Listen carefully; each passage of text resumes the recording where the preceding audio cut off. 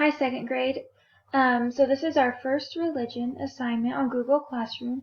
Each week I'm going to read you a new story from this book of miracles, and then I will post a question on our Google Classroom, and all you will have to do is type in your answer and click Turn In. So first I'll read you the introduction to the book. What is a miracle? It looks a lot like magic. For a miracle to happen, at least one of the laws of nature has to be overturned. Jesus could walk on water, cure people without even meeting them, feed thousands with a few odds and ends, and control the weather. And in the greatest miracle of all, he brought someone who had died back to life. Christians believe that Jesus was both human and God, so he could do anything. But he didn't do anything to save himself from his own death. That is in some ways more marvelous than any miracle. Okay, so our first miracle story is water into wine. Have you ever been to a wedding? In Jesus' time, just like today, it was a reason to give a really big party for all the family and friends of the young couple getting married. But can you imagine what it would be like if all the nice things to drink ran out?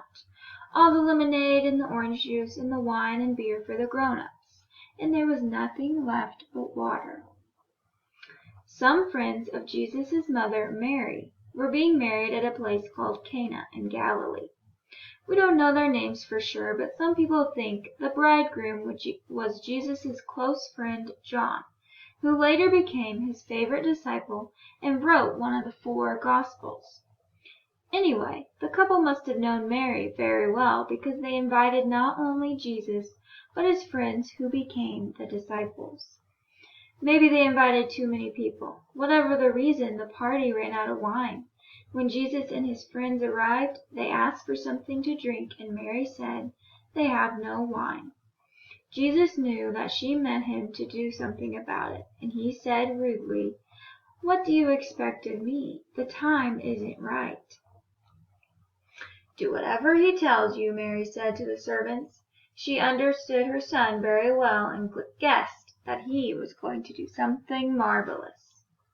There were some huge stone pots for water standing in the room, and Jesus told the servants to fill them to the brim. Then he told them to pour out some of the water and take it to the master of ceremonies of the wedding feast. And when the master of ceremonies tasted the water, it had become wine. He sent for the bridegroom and said to him, "Most people serve their best wine first and leave their cheaper wine to serve at the end, when no one can tell the difference. But you have kept your best wine until last."